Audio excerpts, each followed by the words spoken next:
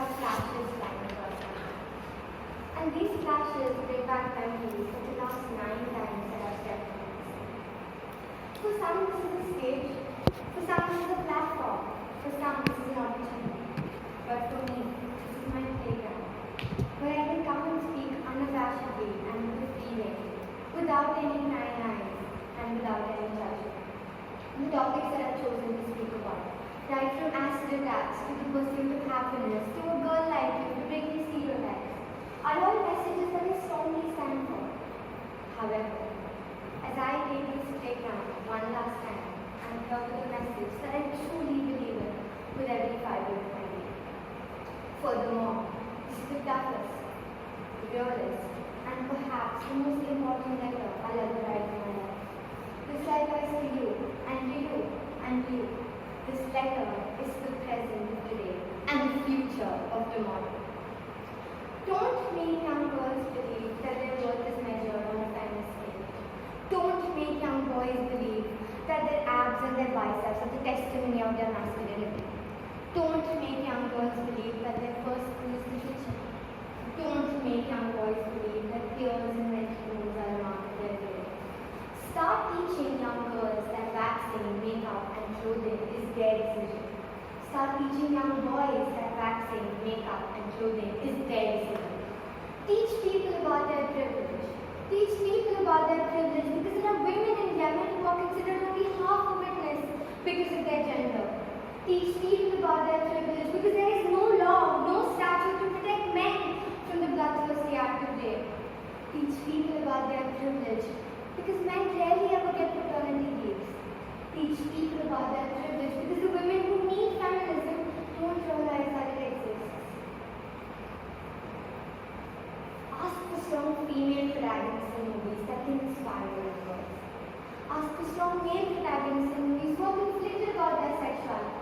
Ask for strong male and female protagonists that don't save the world with their uncomfortable costumes and superpowers, but with their love and thought process. Because I see heroes every day. I see people saving the world every day. I see a 14-year-old Sikh who let down his entire family when he cut off his hair for the cancer patient going through chemo at the age of 14.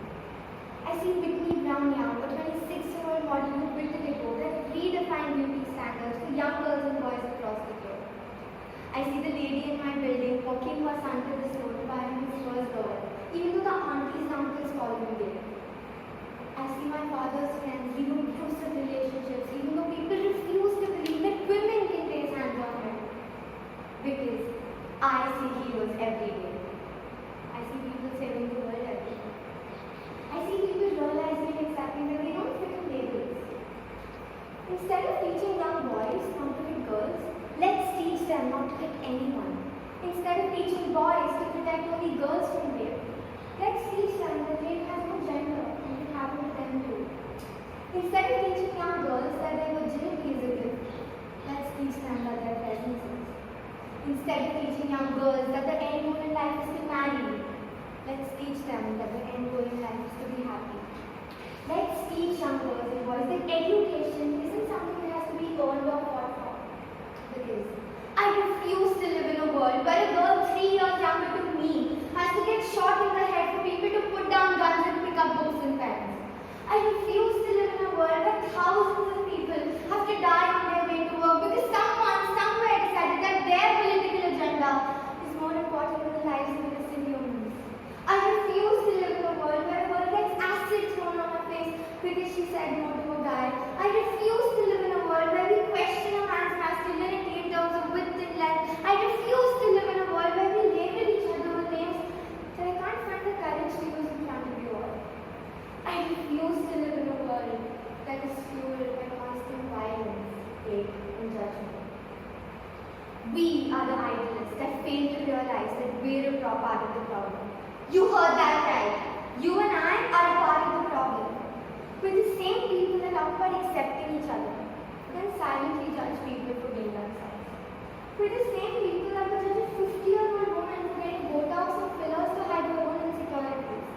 We're the same people that write about rape and depression and drugs and mental abuse, but don't find the courage to use those opinions, those words of ours We're the same people that take strong opinions to bed each day, but don't find the strength to voice them out in the morning. We are the torchbearers of the future, and our silence, our indifference today, can result in the loss of humanity for generations to come. We may think that we're such small figments of the universe that our contribution is insignificant. However, always remember the stars in the sky and how even the mightiest of constellations are incomplete without the tiniest of stars. The one act of a 15-year-old girl standing on the other end of a battle while fighting for her right to education in Afghanistan stirred the worldwide movement. Within weeks of her assassination attempt, the United Nations Special Envoy for Global Education, Gordon Brown, took up her story and launched a petition in her name. The Malala petition urged the United Nations to recommit to Millennium Development Goal 2, which promised that all children, girls and boys alike, should be allowed to complete primary schooling. Tupac Shakur, an American rapper who struggled with homelessness and poverty as a child, died deadly in transitions like mass incarceration, drugs, police brutality, racism, and health spread awareness through music. Who says that there cannot be a Tulsi Gowda or a Sundar Yadav program for the Padma awardees for this year, or a Malala Yousafzai, or a Tupac Shakur sitting amongst us today? All of us need to dig deep and identify that special something in us, which makes us capable of saving the world for a better tomorrow. Together, we need to create a force which I call the language of the future.